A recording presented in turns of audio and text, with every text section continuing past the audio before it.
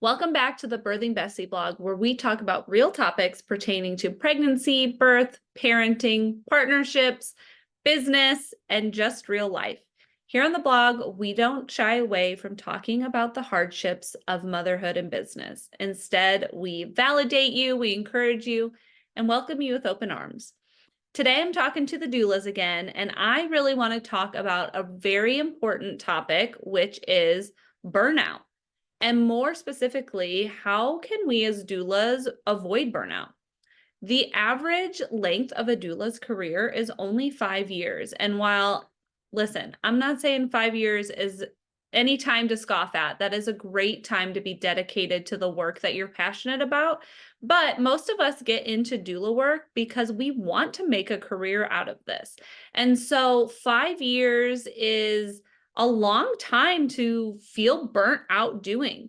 But at the same time, if you can combat that burnout, then you can stay doing this work that you love and are passionate about for long after 5 years. Now, I want to give a few tips on how you can avoid burnout and what kinds of things we should be doing and considering as doulas to make sure that we can continue to do this work as long as it lights our soul on fire. So I want to share with you 4 things to do to help combat burnout, to help stay in this profession as long as you truly want to. The first thing should not come to a surprise to you. It is reflection. I talk about reflection all the time in birth work, and that goes for with my clients who are preparing for birth and parenthood, and also to doulas, because so much of what we need to do to make our experience worthwhile for ourselves and positive for ourselves always comes back to reflection. Of course, you know yourself best, and what works for you in your business isn't going to be the same thing that works for me in my business or any other doula. So, I think what's really important in this reflection piece is really reflecting on your energy levels, knowing how much energy you have to give to clients, knowing how much time and energy you have to give to running a back end of a business. All of those things are very energy consuming, and especially when we're showing up with our clients, and especially when we're showing up in the birth space, that takes a lot of energy. So a lot of the reflecting that you need to do has to do with what is your level of energy that you have to give to this work right now. And that, of course, is going to ebb and flow in different seasons in life, in different chapters in life, different years, different months. Things change. The most constant thing about life is that it always changes. And that holds true for our business, our personal life, how we're showing up in different areas of our life. We have to consider all of it as a big picture.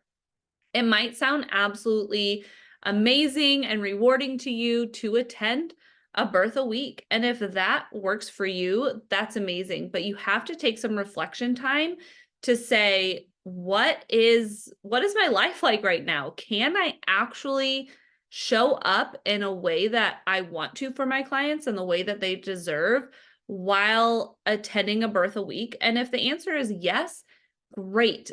That is amazing. And that means you can show up and hold that space in that way.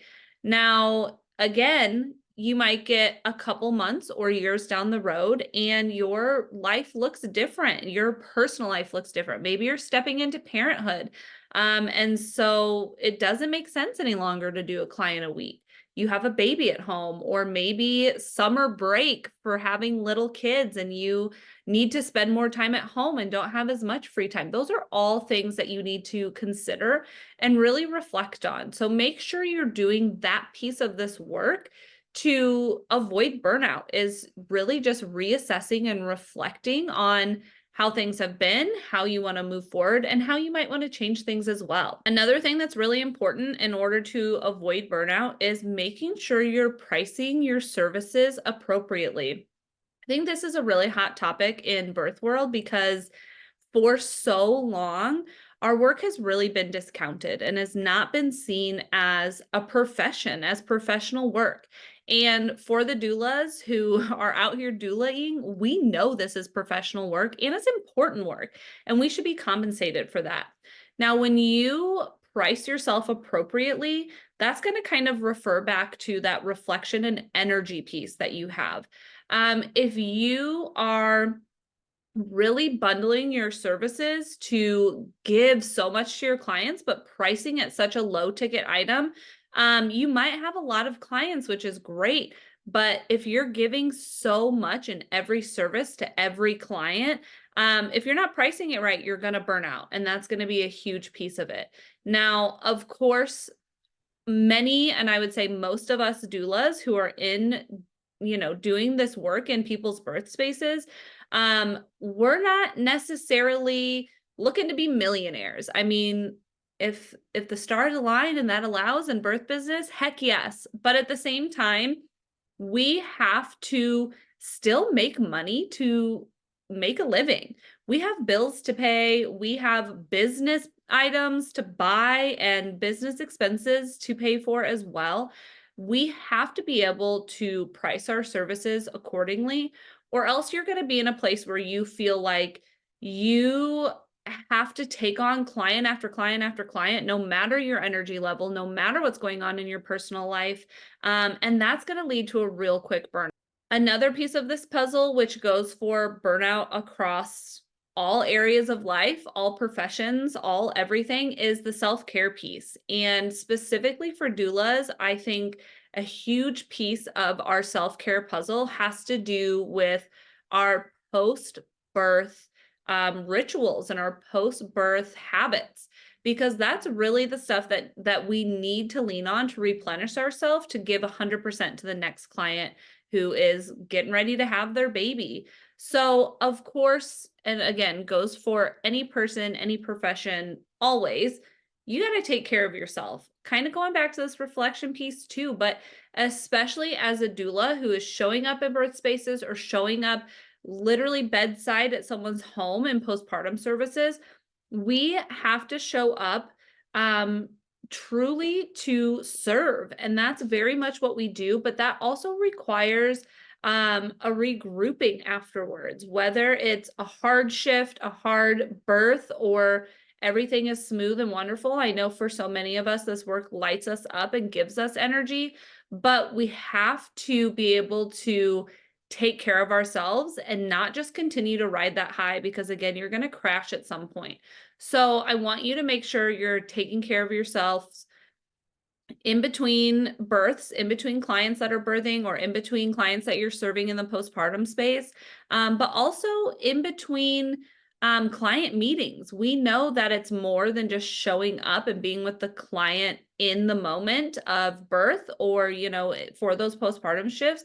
We check in with our clients. A lot of times we have meetings.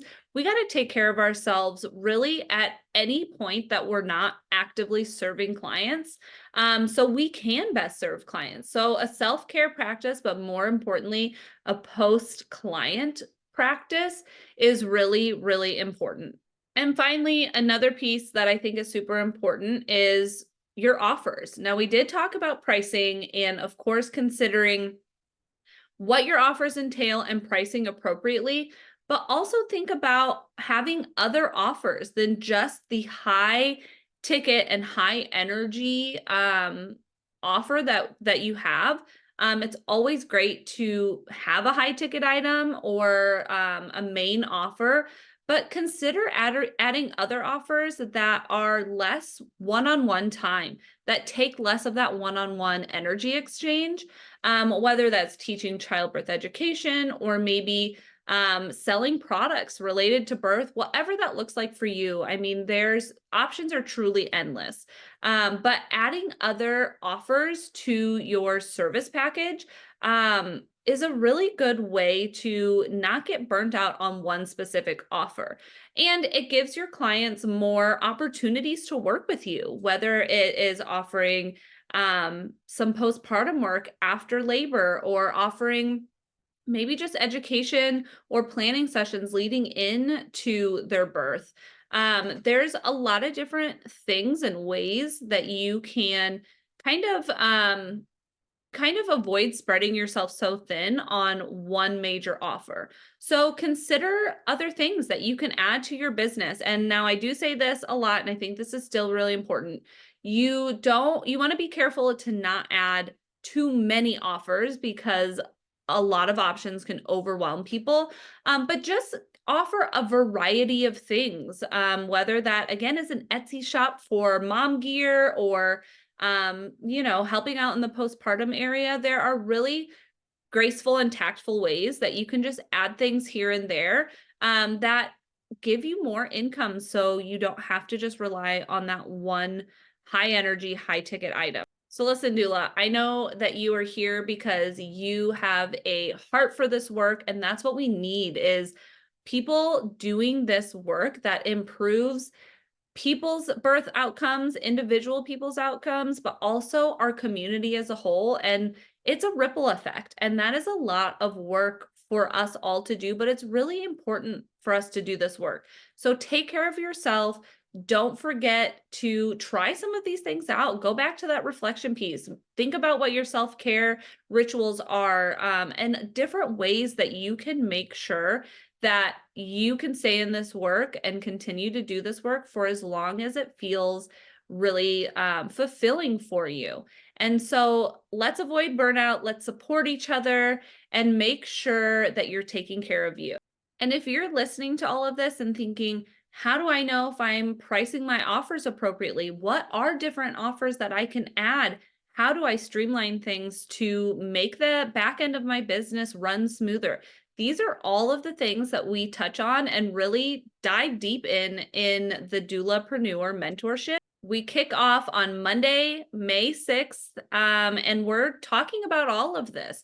So if you want to have a better understanding of how you can not only up-level your business, up-level your income, and avoid burnout, it's the perfect place to learn alongside other doulas. And, we all learn from each other, and it's a really supportive community of accountability. We will close enrollment for this round on Sunday, May 5th, and then we will hit the ground running Monday, May 6th. And we're diving into setting goals, setting prices, learning this framework that I call passion over profit that really sets you up for avoiding burnout and really up leveling your business. So I hope you join us. Always reach out if you have questions about this or anything. I'm always here to talk about doula life or anything else. So I will talk to you ladies soon, but hope to see you in the Doulapreneur mentorship.